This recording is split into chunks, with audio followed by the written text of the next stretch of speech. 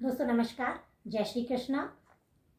भगवान से यही प्रार्थना करती हूँ, दिल से यही चाहती हूँ कि आप सब लोग हमेशा खुश रहें, प्रसन्न रहें, हंसते हुए रहें, स्वस्थ रहें, मस्त रहें और आप सभी बड़ों का हमेशा आशीर्वाद मेरे साथ बना रहे, छोटों का प्यार हमेशा मेरे साथ बना रहे, ऐसी मैं भगवान से कामना करती हूँ। और आप सभी लोगों को शरद पूर्णिमा की बहुत बहुत बधाई, बहुत बहुत शुभकामनाएं।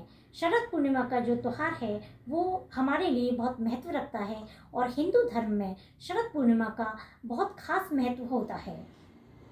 शरद पूर्णिमा का जो त्यौहार है वो आश्विन मास की शुक्ल पक्ष की जो पूर्णिमा है, इस दिन शरद पूर्णिमा मनाई जाती है। इस साल जो शरद पूर्णिमा है वो 30 अक्टूबर की शाम को 5:45 से शुरू होकर 31 अक्टूबर की रात 8:18 तक रहेगी। जो शरद पूर्णिमा है इस दिन महालक्ष्मी का जन्मदिन मनाया जाता है। इस दिन चंद्रमा अमृत की वर्षा करते हैं और चंद्रमा अपनी 16 कलाओं का प्रदर्शन करते हैं। जो चंद्रमा की किरणें होती हैं वो अमृत तुल्य होती हैं। इस रात की जो रोशनी होती है वो बहुत महत्वपूर्ण होती है और चंद्रमा अपनी पूरी अमृत तुल्य वर्षा हम सभी के ऊपर करते हैं। जो शरद पूर्णिमा का जो व्रत है वो भी बहुत महत्व रखता है। शरद पूर्णिमा का जो व्रत है उसे हम लक्ष्मी प्राप्ति के लिए करते हैं। अब जब भी हम लोग कोई भी पूर्णिमा का व्रत जब प्रारंभ करते हैं तो उसकी शुरुआत हम शरद पूर्णिमा से ही करते हैं। अब हम ये जानेंगे कि शरद पूर्णिमा के व्रत के दिन हम कैसे इसकी शुरुआत करें। शरद पूर्णिमा के दिन किसी भी पवित्र नदी में स्नान करना, गंगा नदी में स्नान करना बहुत श्रेष्ठ रहता है, बहुत उत्तम फल की प्राप्ति होती है। लेकिन यदि आप लोग ऐसा नहीं कर पा रहे हैं तो हमें बिल्कुल भी परेशान होने की ज़रूरत नहीं है। इस दिन हम स्नान के जल में गंगा जल अवश्य मिला लें। फिर इस दिन हम स्नान करें। स्नान करने के बाद हम स्वच्छ वस्त्र धारण करेंगे। उसके बाद हम एक चौकी बिछाएंगे और चौकी पे हम पीला वस्त्र बिछाएंगे। पीला वस्त्र बिछाने के बाद हम विष्णु भगवान की प्रतिमा को वहाँ स्थापित करेंगे और सत्यनारायण भगवान की कथा करेंगे। कथा में हम पंजीरी पंचामृत का प्रसाद अवश्य बनाएंगे और जब कथा सुनने के बाद हम आरती करेंगे और आरती के बाद अपने परिवार को के सभी सदस्यों को हम इस प्रसाद का वितरण अवश्य करेंगे। शरद पूर्णिमा के दिन स्नान और दान का बहुत महत्व होता है। अब हम इसके बाद ये बात करेंगे कि इस दिन और हमें क्या करना चाहिए। शरद पूर्णिमा के दिन खीर बनाने का एक बहुत खास महत्व होता है। इस दिन हम खीर बनाते हैं और हम सभी के घरों में शरद पूर्णिमा के दिन खीर बनाई जाती है।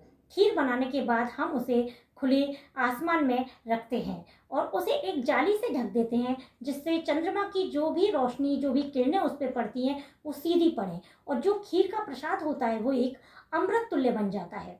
और शरद पूर्णिमा के दिन जब खीर का प्रसाद हम सभी लोग ग्रहण करते हैं तो इससे बहुत सारे रोग समाप्त होते हैं, जैसे स्किन संबंधी जो भी डिजीज होती हैं या जो भी स्वास्थ्य से रिलेटेड जो भी हमें प्रॉब्लम होती है वो सब इससे समाप्त होती हैं।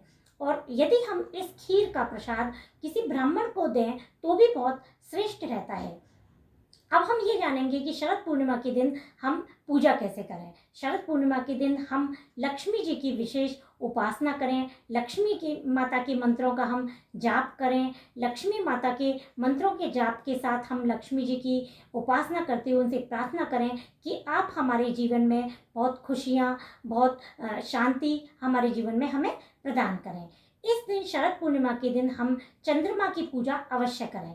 चंद्रमा की पूजा करते समय हम चंद्रमा को दूध का अर्घ जरूर दें और चंद्रमा के मंत्रों का हम जाप करें। जिनकी भी कुंडली में चंद्रमा बहुत कमजोर हैं उन्हें इस दिन चंद्रमा की रोशनी में थोड़ी देर अवश्य जरूर बैठना चाहिए और चंद्रमा के मंत्रों का जाप अवश्य करना चाहिए। जिनकी भी कुंडली में जो केंद्र स्थान खाली होते हैं, यदि वो जातक इस दिन शरद पूर्णिमा की पूजा करते हैं, लक्ष्मी जी की उपासना करते हैं, चंद्रमा की उपासना करते हैं तो उन्हें जरूर लक्ष्मी प्राप्ति अवश्य होती है।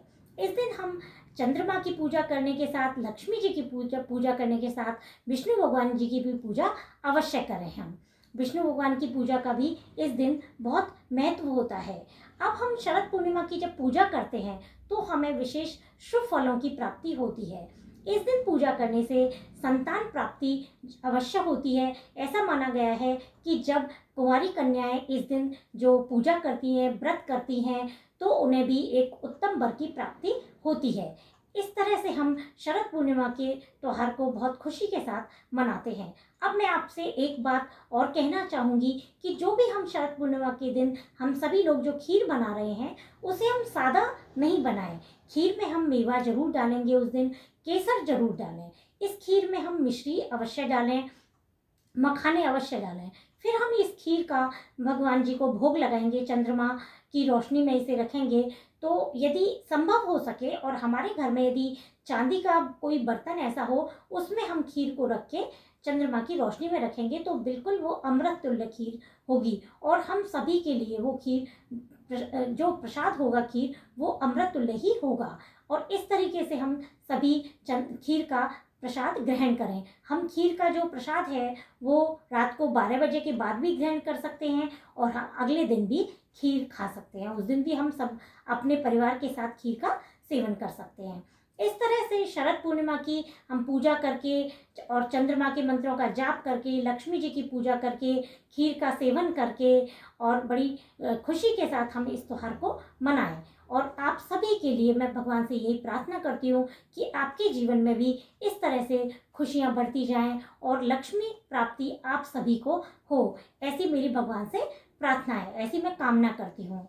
और आगे भी मैं आपसे दोस्तों बात करती रहूँगी। तब तक के लिए दोस्तों सभी को नमस्कार। जय श्री कृष्णा।